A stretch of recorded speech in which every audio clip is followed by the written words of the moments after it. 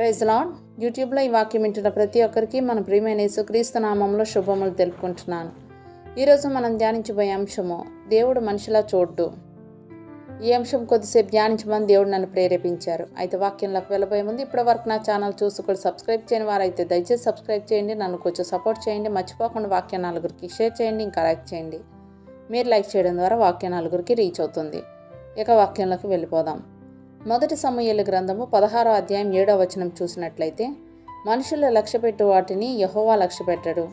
మనుషులు పైరూపమున లక్ష్యపెట్టుదురు కానీ యెహోవా హృదయమును లక్ష్యపెట్టును. ఆమేన్. ఒక మనిషి ఇంకో మనిషిలో లోపాలు మాత్రమే చూస్తాడు. ఎంత మంచి మనుషులోనైనా, ఎంత నిజాయితీ పరుడులోనైనా తప్పులు ఏమైనా ఉన్నాయేమోనని భూతద్దం పెట్టి మరీ వెతుకుతూ ఉంటారు. నిజాయితీగా జీవించే వారిని మెచ్చుకోవడానికి రాని మనసు తప్పులు వెతకడానికి ముందుంటుంది. మనుషుల యొక్క సహజ గుణం అది. తనలోని తప్పులు కప్పుపుచ్చుకోవడానికి ఎదుటివారిలో లోపాలు కనిపెడుతూ ఉంటారు. కానీ దేవుడు మాత్రం ఒక మనిషిలో కొంచెమైనా నీతి నిజాయితీ ఉన్నాయా అని పరిశీలిస్తూ ఉంటాడు. ఒక తెల్ల పేపర్ తీసుకొని దాని మధ్యలో నల్ల ఇంకు పెన్నుతో ఒక చిన్న చుక్క పెట్టి ఎవరికైనా చూపించి, దీనిలో నీకేం కనపడుతుందని అడిగితే నల్ల మచ్చ కనపడుతుందని తడుముకోకుండా టక్కుని చెప్తారు. నువ్వెంత నీతి నిజాయితీగా ఉన్నా ఏదైనా చిన్న పొరపాటు చేస్తే మాత్రం నీ మొత్తం నీతి నిజాయితీని పక్కన పెట్టి నువ్వు చేసిన చిన్న పొరపాటుని పదే పదే ఎత్తి చూపిస్తారు. కానీ దేవుడు మాత్రం నిన్ను రక్షించడానికి నువ్వెంత ఘోర పాపివైనా సరే, నీలో లేచి మాత్రమైన నీతి నిజాయితీ ఉంటే దేవుడు నిన్ను తప్పకుండా రక్షిస్తాడు. మనుషులు చూసినట్టుగా దేవుడు ఎప్పటికీ చూడ్డు. మనుషులు మన హృదయంలో ఏముందో తెలుసుకోలేరు కాబట్టి మనల్ని అపార్థం చేసుకుంటూ ఉంటారు.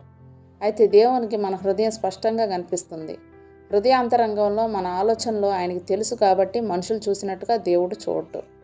సామెతల గ్రంథం 15వ అధ్యాయం 11వ వచనం చూసినట్లయితే, పాతాళమును అగాధ కూపమును యెహోవాకు కనపడుచున్నవి, నరుల హృదయములు మరి తేటగా ఆయనకు కనబడును గదా అంటూ పరిశుద్ధ గ్రంథం సెలవిస్తుంది. దేవుడు సొదొమ గొమొర్రా పట్టణాలను నాశనం చేయడానికి ముందు అబ్రహాంతో మాట్లాడేటప్పుడు అక్కడ 10 మంది నీతిమంతులున్నా సరే ఆ పట్టణాలను నాశనం చేయనని చెప్పడం మనం గమనించగలం. 10 మంది నీతిమంతులు ఉంటే ఒక పెద్ద పట్టణ నాశనం కాకుండా రక్షింపబడినప్పుడు మనతో పాటు మన కుటుంబం రక్షింపబడదా? మన యొక్క నీతి రక్షింపబడినప్పుడు మనతో పాటు కుటుంబాన్ని రక్షించుకోలేమా? అపోస్తలుడైన పౌలు రోమీయులకు రాసిన పత్రిక 4వ అధ్యాయం 3వ వచనంలో, అబ్రహాము దేవుని నమ్మెను, అది అతనికి నీతిగా ఎంచబడిన అంటూ పరిశుద్ధ గ్రంథం సెలవిస్తుంది. దేవుని నమ్మడం నీతి, దేవుని మీద ఆధారపడడం నిజాయితీ. ఈ రెండు దేవుడు నీ నుండి నా నుండి కోరుకుంటున్నాడు. మనుషులు పై రూపమును, ఎత్తును, రంగును, వయసును చూసి ఎదుటి మనిషిపై ఒక అభిప్రాయానికి వస్తారేమో కానీ దేవుడు మాత్రం హృదయం చూస్తాడు. మొదటి సమూయేలు గ్రంథం 16వ అధ్యాయం 7వ వచనంలో,